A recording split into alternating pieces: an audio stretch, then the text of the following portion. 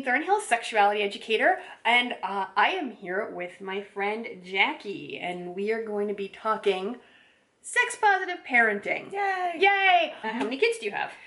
I have 2 biological kids and 2 stepkids. So 4 altogether. 4 altogether in the house, and they are between the ages of 8 and 12, so they're all right in that Okay, like the tweenie range. Yeah.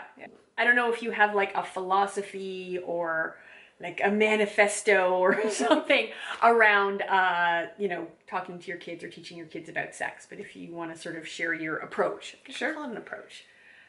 So I never really consciously thought of what's my approach going to be Okay. to sexuality, but I think it's similar just with my parenting style overall, is it's be honest as much as I can Okay. with the kids, age appropriately, whether it's what's going on in the world, with their bodies or whatever. Like, they deserve the truth, and when it trickles down to sexuality too, and they don't necessarily, not everything sticks, right? When Yeah. you talk about sex and sexuality, Totes. like, I'll have a conversation, like, let's say 2 years ago, and then they ask a question. It's like, but we talked about that. They have no idea, right, what it is. Like the other day, my daughter, who's 12 and a half, we have a pump bottle of lube on one of our bedside tables. Okay. Yep. And she's like, what's that? I just kind of said, don't ask the questions you don't want the answers to. And she's like, okay. I said, do you really want to know what that is? She's like, yeah. I said, well, it's lube. And we had a lube conversation before because they heard something on the radio Okay. about somebody using hand lotion. Oh, okay. It was a casual morning show banter. And Right. It kind of brought up questions. But yeah, so I just told her, I said lube, well, it makes things slick. Yep. Right? And people use it when they have sex with themselves or sex with partners. And she kind of went, sex with yourself? I said, well, masturbation. She goes, oh, okay, that makes sense. Right? And that was it. Like, it's just matter of fact. Yeah. And it came up and there was a context, and so you Yeah. just answered the question. Okay, super cool. How do you gauge what's age appropriate? Oh, it's a tough one. Yeah, I do. Especially when we do have the range, right? Like, Yeah. 8 to 12 sounds like this nice little kind of like age bracket, but there's such a wide difference between what an 8-year-old can handle, what a 12-year-old can handle. Absolutely. And what 8-year-old. Like, it's not even the age, it's the kid, right? Right, because some 8-year-olds will be, very mature and very worldly, and then you have 8-year-olds who are, they're still very young, and yeah, so it really depends. That's a really good point, that it depends not only on the chronological age, but just their emotional maturity as well. Yeah.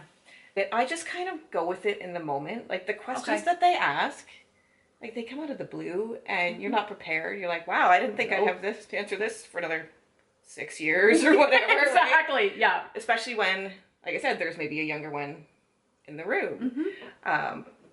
Like, we're open about what sex is, and treat it in a very sciencey kind of way, Okay. matter of fact. And so all the kids have had, like, it's been brought up how babies are made and what people do. And but my son, who was, I think, 7 at the time, just said, how do you do sex? It's like, what? It's like, you know this, right? But then I had to get into it again, and my older daughter was in the room. So I just explained briefly, like, sex, what it was. And my daughter pipes up. She goes, or anal, right? Because I had taken her to the Science of Sexuality exhibit at the museum Oh, yes, yeah. when it was here a few years ago. And she was 9 at the time. Okay, 9 or 10. So they did recommend it for like 11 or 12 and up. that's right, But yeah. I had been through a couple times, and there was one part I knew I was going to kind of guide her away from the room that was showing like that adult movie, Right. that kind of thing. Yeah. But there was questions, and there was one question that said, "What is annual sex?" or "What is anal sex?" Anal, okay. Sorry. So she asked. Yeah, the question on the board was, "What is anal sex?" or something about anal sex, and she tilted her head. It was annual sex, because that was the only word that she had in her vocabulary. That Right, made and sense. it's a similar looking word. Right. Yeah. So then that was one of those moments where I'm like, oh, do I explain this? Or That is the sex you have on your anniversary. Exactly. Annual Once sex. a year. Oh, come on. I explained it. I said, Okay. you know how sex is usually like, sex, when we talk about it in the books and reproduction, we're talking penis and vagina. Right. Right? I said some people like to put a penis in bum. Okay. And she's like, oh, okay. Right? And it's, again, matter of fact, kind of sciencey, Right. this is what it is. So when we were having that conversation 2 years later, she pops this in here, and my son didn't know what that was. So yeah, again, I'm like, it's there. If I say, oh, you're too young to know about that, or we're not going to talk about that, then I'm shaming it. Right. And then he's going to go find out what it is somewhere, or maybe like ask his friend in the schoolyard. Yeah, who may not have you know. heard about this? Or yeah. like, and then they're going to go ask their parents or something. So might as well just answer it right there. Again, sciencey, matter of fact, like this is what it is. And, you know, like we've had the talk that this isn't something that they're really going to be doing at their age. Right. Right? You're going to be doing it later. And then he asks, are there any other kinds? Because now he's like, my mind is blown because there's more than one kind of sex. Right. So that was, again, one of those moments that you have to decide, am I going there? Or am I going to say, nope, that's the whole thing. So I said, well, sometimes people like to put their mouths on other people's genitals. Okay. It's like, ew. I love that example because it's a concern that a lot of people I work with have. That, well, can I say this to my child? They're very young.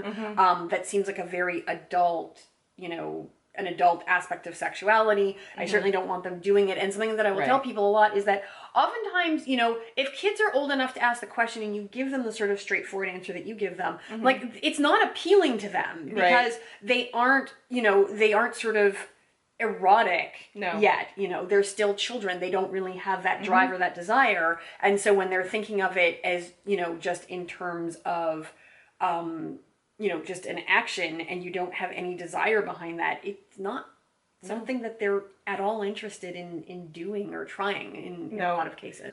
I also love that what you're doing is giving like really straight, simple, straightforward answers, and that in answering their questions when they come up, you're kind of, it sounds like you're saving yourself the pressure of trying to explain, sort of all of what is sex, because that is actually a very complex question if you're going to try and answer it comprehensively in one go. Because like you said, there are different kinds of sex. There's penis and vagina sex. There's anal sex. There's oral sex. There's masturbation. There's the entire range of things that people do that don't fall, into one of those categories, but they would still consider it sexual. And that's maybe a bit too much to talk to really anyone about the first time they ask what is sex. So by keeping that channel open, you're also kind of taking the pressure off yourself that this is a conversation that you can have with your kids over time. We don't have the sex talk. Right. It's just kind of weaved into our everyday lives. Like we don't have the nutrition talk. Right. Right? Or the exercise talk. It's like, this is just, it's part of our bodies and who we are as humans, and we just try to roll it into our whole selves, really. I guess if there's a philosophy, that's it. It's just kind of a part of who we are. It's not this, like, we talk about everything else and then sex is over here. Right. Yeah. And hopefully, like, all of this is building up to when they really need to talk to us, that they will. Right? Like, because if we're not open for the first, 12, 14, 16 years of their lives, like, they're not coming home and saying, hey, like, I have a question about sex, or my partner's kind of pressuring me, or like, this feels really good, but I don't really want to do it, right? And like all these complicated things that we all know about as adults, that we would love to not have to have our kids worry about or shield them from, right? Like, they're gonna learn it, so they might as well hopefully have a good relationship.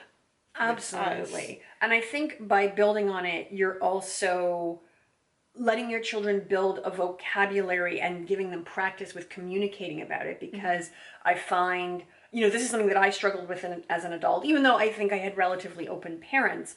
And it's something that I find a lot of adults struggle with, is even just that piece of talking about how we feel sexually, and, being able to break down maybe with another person, like, what do these urges mean? What do these desires mean?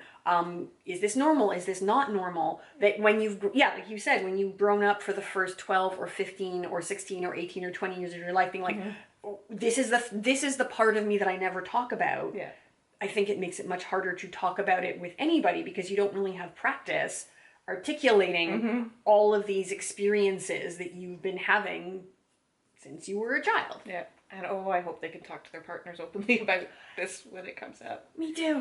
And it's like anything when they grow. Like, we're starting out with happy, sad, hungry, tired, right? And Yeah. then we're going to expand on those things, right? You're frustrated, or you're disappointed, or you're embarrassed. And then when they get to this age where their body's changing and their emotions are changing now, we've got some new words that we're going to have to put in there. Right. So again, it's all building on it. And of course, in our house, we have polyamory. That's right. Too, right? So we've got the relationship differences and vocabulary that we've added nice in there too.